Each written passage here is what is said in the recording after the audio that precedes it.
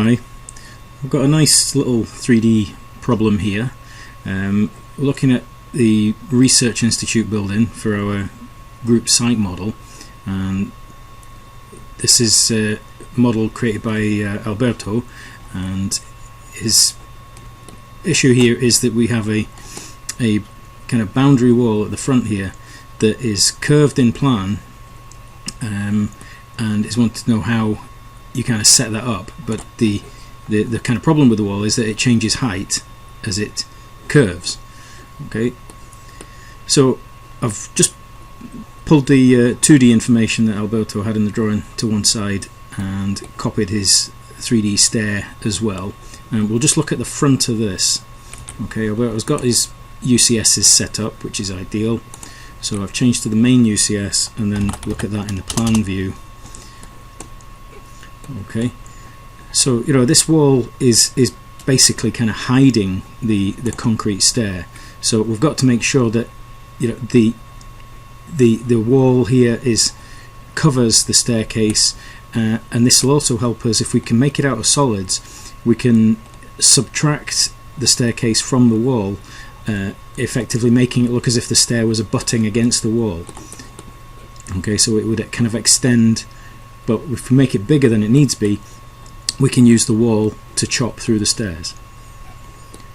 Okay, now as you can see from the elevation here, the blue line that Alberto's got plotted on plan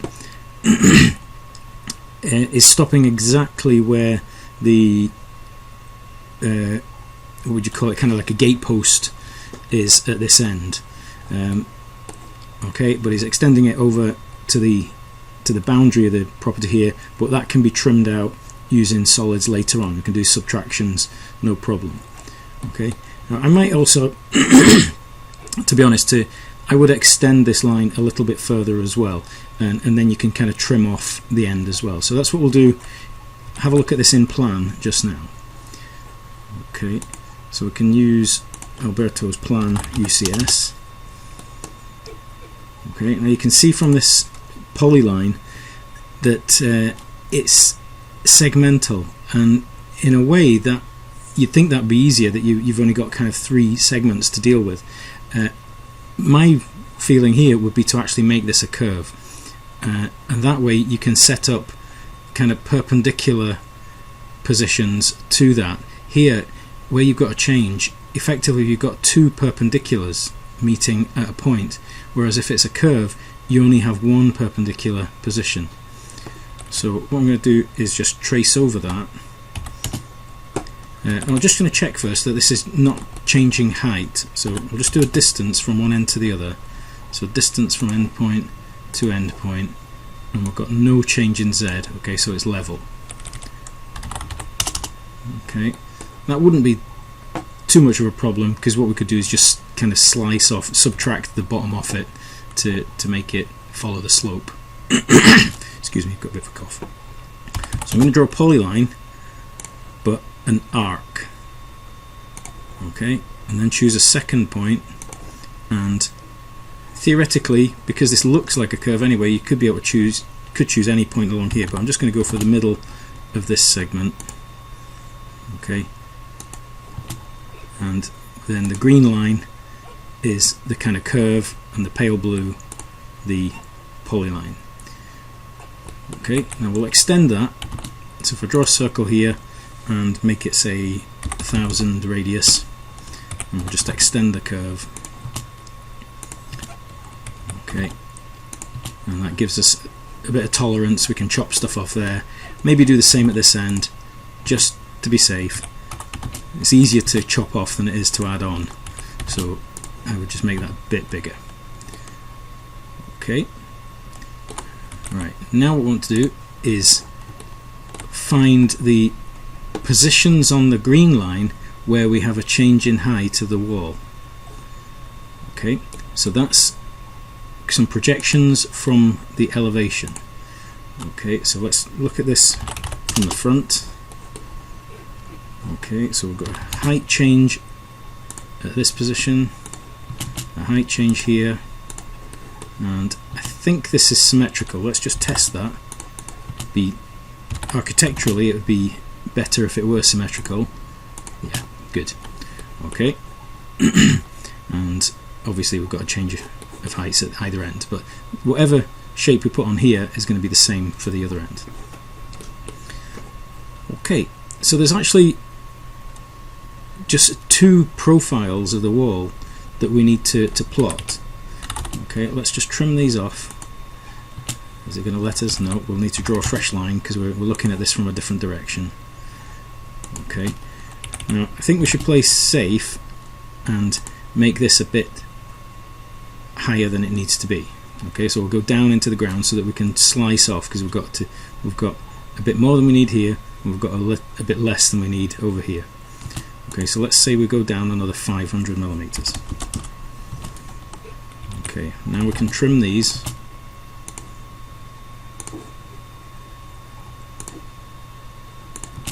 Okay. Right, now looking at the plan view, okay, we'll project a line out from there, from each of these change positions,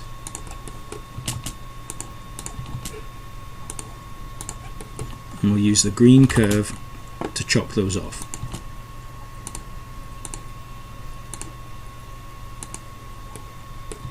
Okay, this line's no longer needed. Well, actually that's our 500 millimeters, but we know it was 500 millimeters down, so I'm just going to delete that because it's just going to kind of get in the way. But what I'll do is copy the green line down 500 millimeters, and it should touch the end of those lines. So if we go 500, okay. So now what we need is the ray from the center of this curve to this point. We want to set up the perpendicular. Okay, so it's a line from the center of that curve to the end of here. These will all be different, so we need each one. So I'm just typing in the object snaps. Okay, so they're the critical directions. Okay, we can slice those off. We don't have to have them fully right the way back to the center, so let's just offset, say, 500 in plan,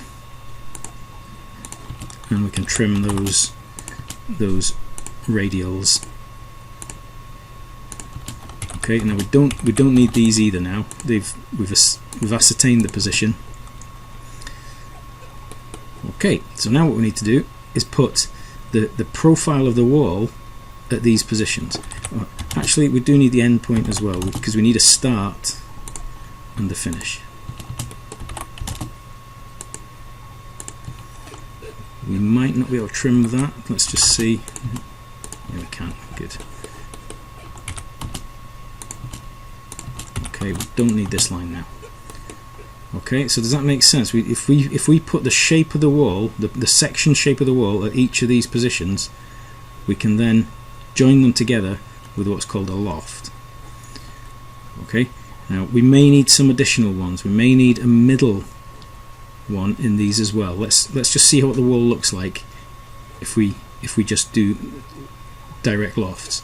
The problem with a loft between here and here is that it's going to go straight across. Okay, it's going to go like that, so it's going to avoid the arc. Okay, so what we'll probably need is a middle one for each of these. Okay, these three would be the same, three here would be the same, but these would be different heights: height 1, height 2, height 3. Okay, but let's get those sections created. Now I want to use Alberto's wall here, but probably safer just to draw these using the elevation. Okay, because we want them to come down 500 below ground. So we'll go back to the main view and let's put a line across again. Reuse this line, so offset at 500. Okay, so we know the height there and the height here. It's the height in the middle we need. So let's draw a line from here and a polyline up the way. Okay. So that's going to be the same over that side, so we don't need to plot that again. Okay, so the thickness of the wall that Alberto's got here, if I just measure that, distance from here to here, 270, that'll probably be about right, yeah. Okay, so this line here is the outside of the wall. Okay, so what we'll do is take that line inwards 270. Okay, so offset, so we'll go back to the plan UCS. Okay, offset 270.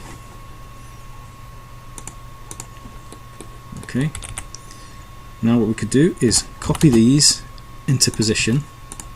So we've got height there, there, and then it's the same height here and here. Okay, then we've got the higher height there and there. Okay, now we need the middle position. So what I'm going to do is just draw a line between the two and then draw a line from the center of the circle to the midpoint here. Okay, extend that to the arc and delete that line. Okay, we'll trim it off so it's, we'll just break it off actually. I'll just break it there. Okay, now we need to set that up over here. You could mirror that using the center of the circle. Probably safer just to draw it again. So I'm just going to draw a line again and then a line from center of the circle to midpoint. Okay, extend it to the arc, erase that line, and we'll just break off just as we've done before. Okay, so if we trim these, so we use the 270, so we've got the wall thickness. Okay, so you probably see what's happening now. It's starting to take shape as a kind of wire frame.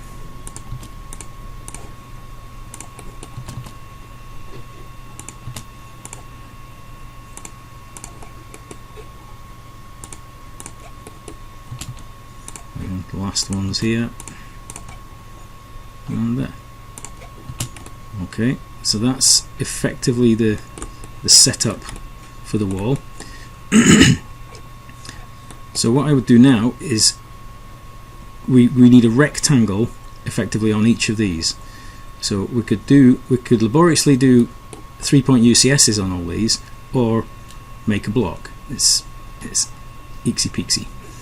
Okay, now I said we also need a middle one in this position. Okay, so we want a line from the center of the circle to midpoint, extend that and trim off the back. Okay, do the same over here.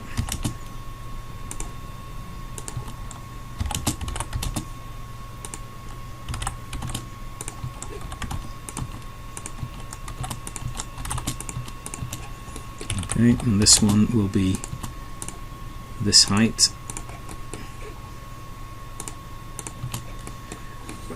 Okay, well, in a way we have to set up the UCS for each one anyway, so you actually may as well draw the rectangle while we're there. So I'm just going to create a new layer and call it Wall Profiles.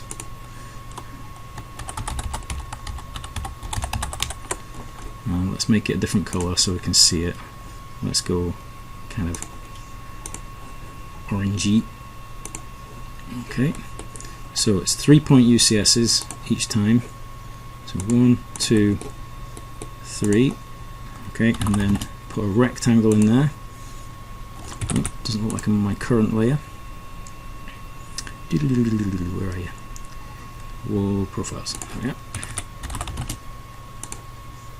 Okay, now while we're in that UCS, we could put in the shape for the coping stone as well. Okay, I'm going to do this one. I'm going to try this one as a sweep. Okay, so I'll not need to place as many of these shapes. So the coping stone, Alberto's got 300 by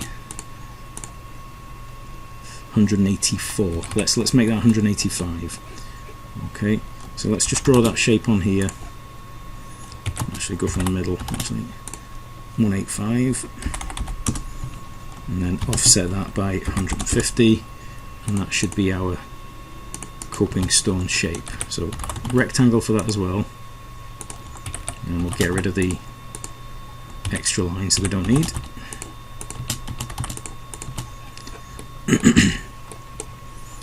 Okay, right, next UCS on this one,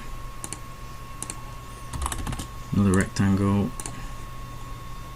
Okay, this would be pretty laborious if you had, you know, hundreds of these to do.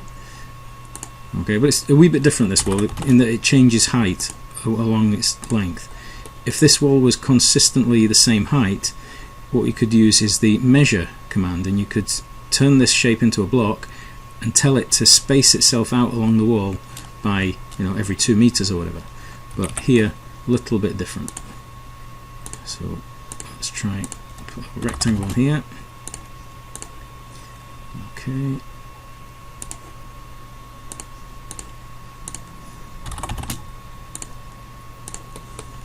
Okay, so we can't copy them because they're all at slightly different rotations, and that's what makes this a bit trickier.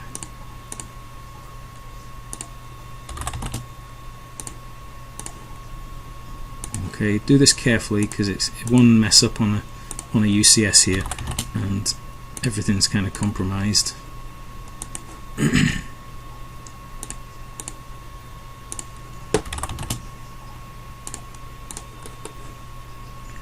Two more to do.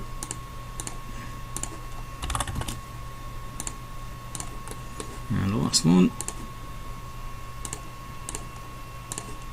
And then rectangle.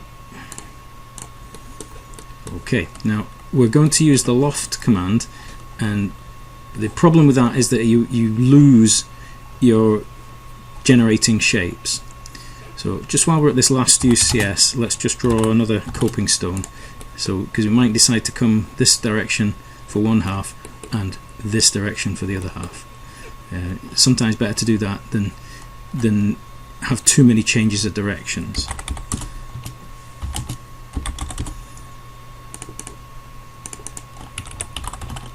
Okay, bit trial. You don't know until you try this how it's going to behave. To be honest, you can half predict it, and other times it'll really mess things up. Okay, so what we'll do is just switch off the green stuff for now. Okay, just so we can look at our shapes, and I'm just going to copy these to one side so I can use them again.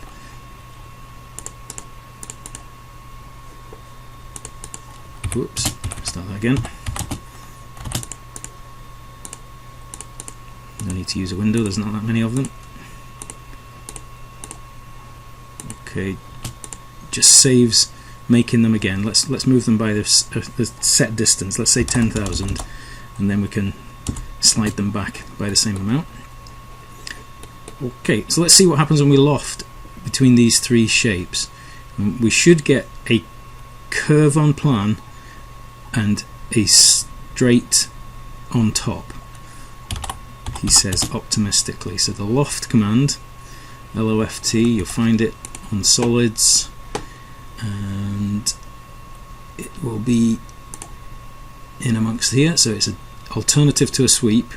Okay, so a sweep just takes the same, well actually yeah, sweep takes the same shape along a line, but a loft allows you to put in different shapes. Okay, so the 1, 2, 3. Okay, now it doesn't look like it's curved, but it should be. It should be curved because it's had to pass through a second point. Okay, so on plan, we should be, if we look down at this on plan, we should be seeing a curve plan. So I want to be in plan. Yeah, so you can see it's just gently curved through them. Okay, but the problem is that first shape has been lost into this one, so you can't use it again. So that's why we then want to copy one of these back the way. Okay, and we can just put it back in position. Okay, we might need to move this out of the way to allow us to pick this one, we'll see. So I'm just going to loft in the other direction this time. So 1, 2, 3, enter. And this is when you get to choose the options. So the default is to curve the lofts. Okay, but if you wanted to, you could have ruled, so it would go from here to here, then to here.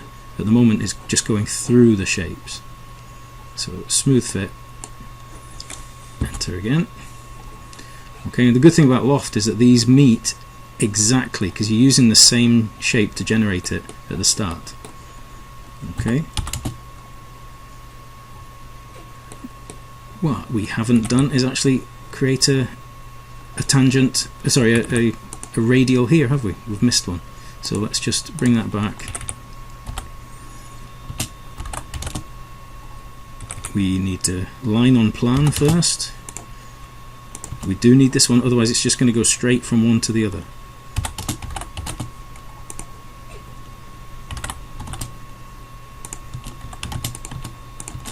Okay, so I've done it exactly the same way as before. Okay, we should still have the lines that we can use, and then set up the 3-point. Okay, make that the current layer, put a rectangle there. Okay, then we could switch off the green. Okay, so we need another one of these shapes, so we'll copy that across. Let's use this endpoint.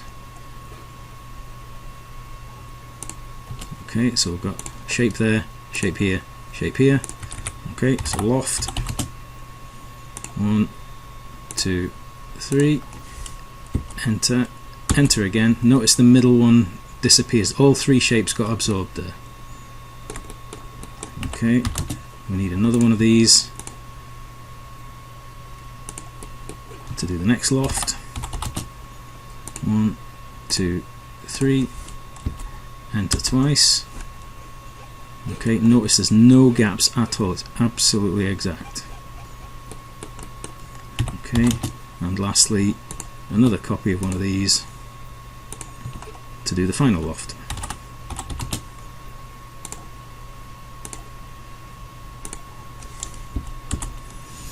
Okay, now we can't really use the same method for the coping stone, because you notice the change in direction, because it's trying to follow the line upwards, it occurs in a different place.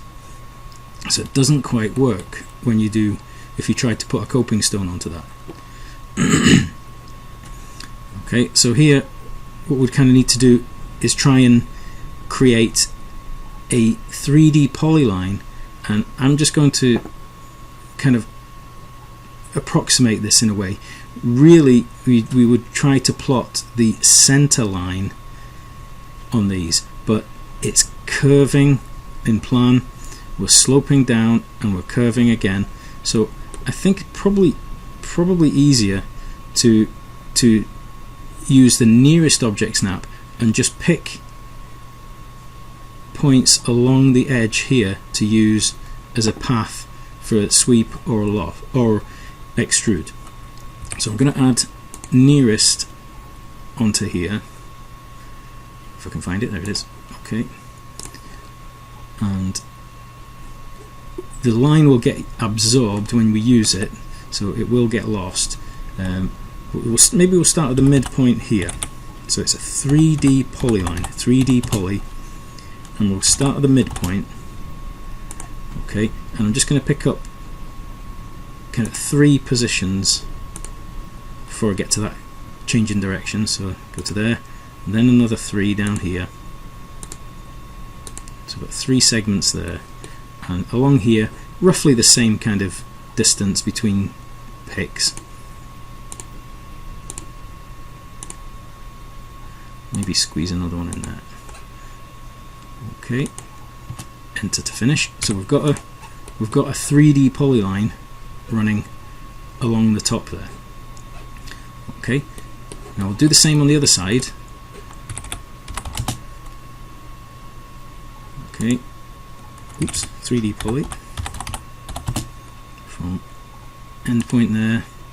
So 3 positions here, 3 segments down there, and then roughly the same distance between picks. I think we can go to a last one there. Okay, now it's not guaranteed that the objects will join in the middle. Let's see what happens, okay, because we can change this. We could actually start from the middle and go the other way. Okay, because we're chopping off at the end, that's our kind of sacrificial bit. So it's maybe wiser to start in the middle, but let's just see what happens if we extrude them along that path. So you pick a path now. Okay, it's not looking too bad, but you tend to generate a little bit of kind of lean and twist with this method. It's not looking too bad, but you see it's perfect here, but it's not perfect there. Now in Rhino you could use what's called a twin rail extrusion. Okay, and that kind of gets over that. It kind of forces an object to stay on 2 rails. Let's see what happens when this one joins.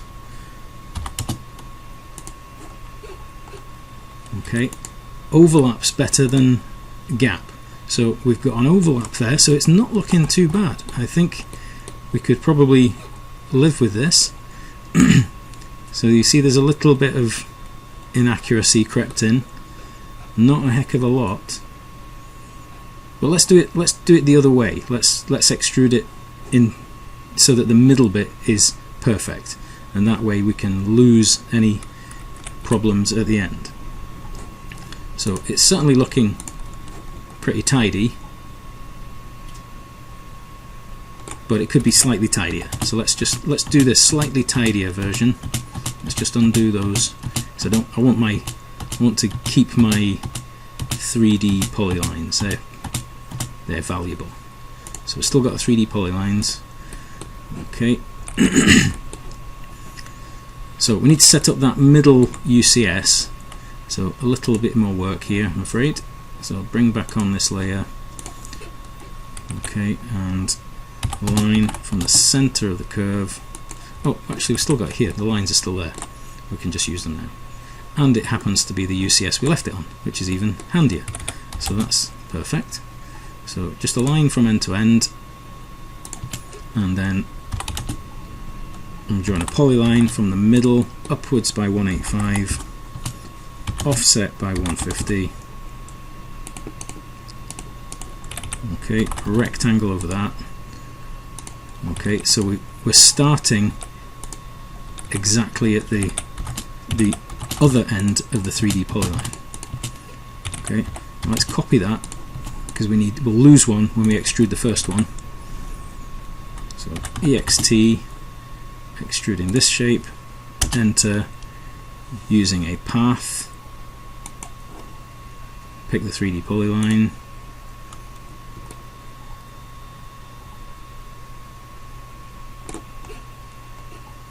that's surprising that hasn't gone to the end point there. That's quite weird. Well, you just got to live with it. You can't really control this command, the way you would hope. It's kind of overlapping the wall a little bit. You can see. If we subtracted one from the other, you'd see this bit get lost, I think. So if we subtract from here, take away that. Well, that's quite strange. Oh, that's because that's in 2 bits. That's in 2 pieces. Yeah, that's right. Okay, but don't lose any sleep over that. It's minute. Okay, so move this back in, and then extrude it the other way.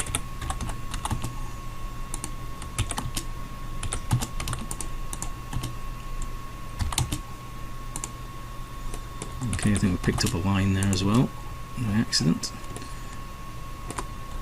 Okay, so that is our wall. If we joined these portions together,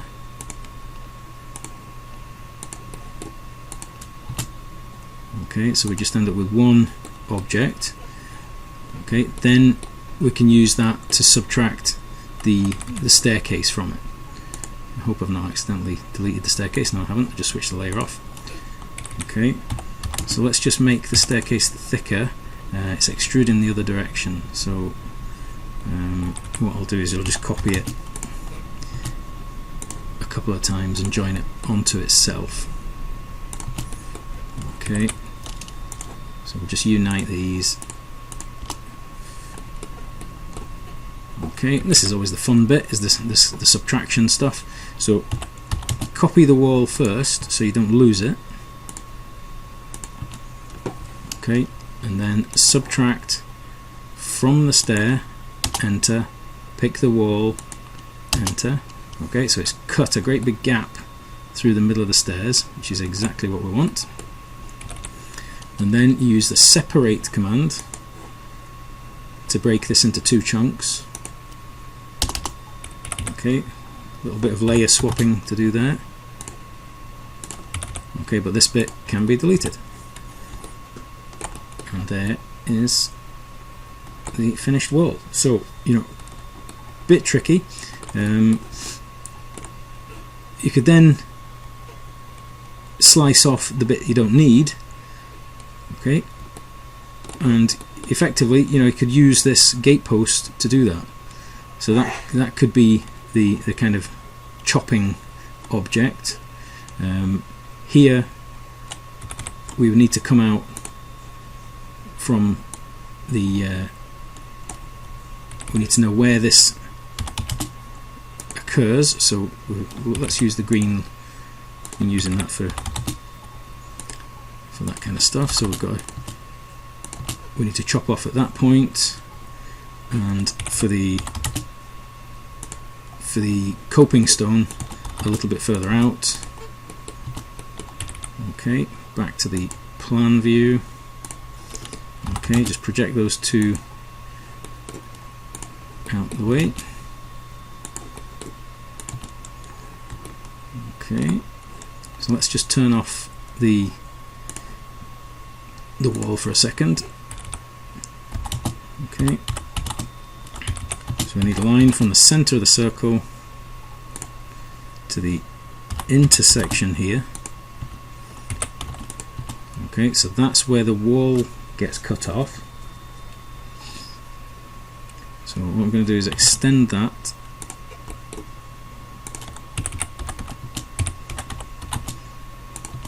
Whoops, just extend, not extrude. Okay, and we need a shape big enough to chop off the end of the wall.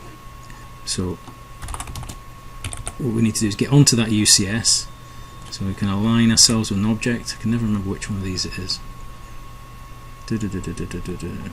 Don't think it shows up on here. No. Got to use UCS, enter, object, enter, align with this. Okay, so if we put a big rectangle there and extrude that. Okay, and just to keep things tidy, we could use the distance between these two as a copy. So let's just use intersection to intersection. So we've got a block for chopping the coping stone as well. Okay, so bring back on the wall. Okay, so you see this becomes our big kind of cutting object. So subtract from here, enter, pick the left block, subtract from this, enter, pick the other block. So that gives us the little bit of overhang of the coping stone there. Okay, and then at the other end we could use this object. It's fused in with the 2D wall there, so we need to break this off. So if we draw a polyline from there to there to here to here, and extrude that. Does it join the top of the wall? No, that's okay. So if we subtract from this, so that creates a gap. As long as there's a gap between two bits of a solid, you can separate them. Okay, so this is free to move now. So let's just bring it a bit closer. Okay, let's just pop it there for a second. Okay, so we need to know where the end of the wall should be in elevation, so it's back to the main UCS. Okay, drop that down, trim it off. Okay, back to the plan UCS, polyline out from that. Okay, we're going to cut through the wall at that point. Okay, so we need the UCS there because that's what we need to put this onto. Okay, actually I kind of, well, we can use the height. We've got height here that we can use to work with, so that's okay. So let's draw get the radial end first.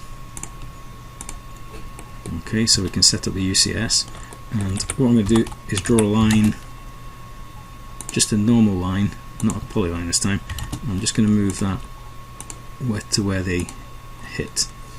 Okay, I want to trim that off. Okay,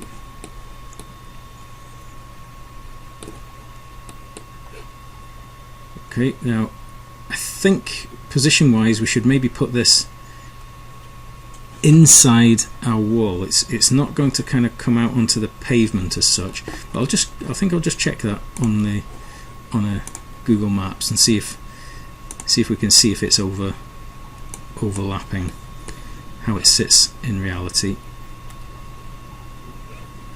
So we'll find the site. Here we go, right here, about there I would say.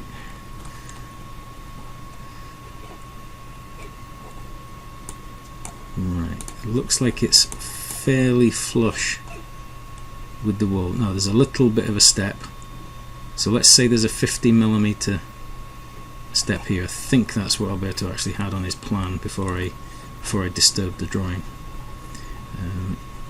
So let's say it comes out 50mm from that point.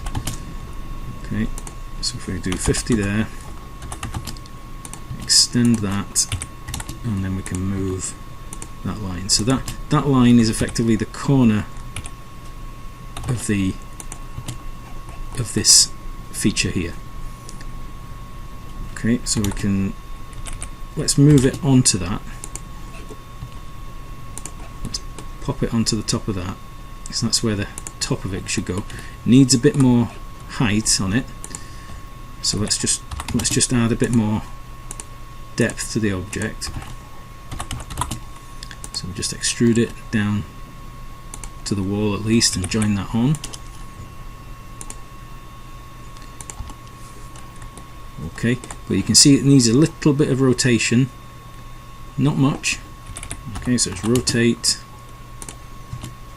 base point here. We'll do a reference rotation, so R, enter, use your base point again, set up the wrong angle, then click on the correct angle. Okay, and that's going to be good for chopping through both of those objects. So like when you do that, you'll lose the gate posts, so we'll copy that a couple of times.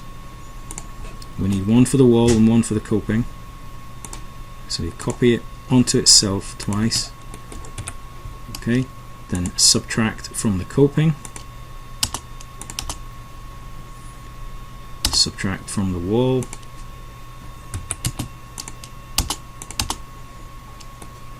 okay, then separate,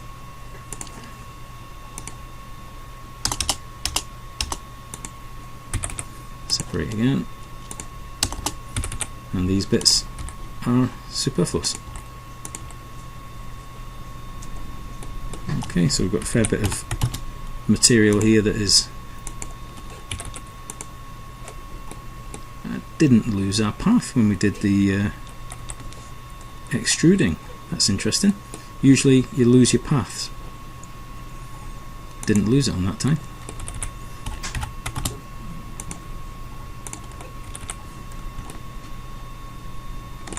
Okay, so that is our curved wall, curved coping, and you've got capacity then to slice off the bottom or just leave it, because it's just going to go into the ground anyway. You just won't see it. So the bottom of this doesn't really need to be tidied up. As long as you've got a surface inside and outside, you're not going to see that shape. Quick shade, let's just see what it looks like. Looks pretty good. Okay, so feel free to redo that yourselves just for practice, or Alberto, if you want, just run with that and keep the wall. So let's just move it back. We'll mark the base point for that and move these items back in. We could unite that coping. Oops, what have I done? Let's twist it around first and then move it.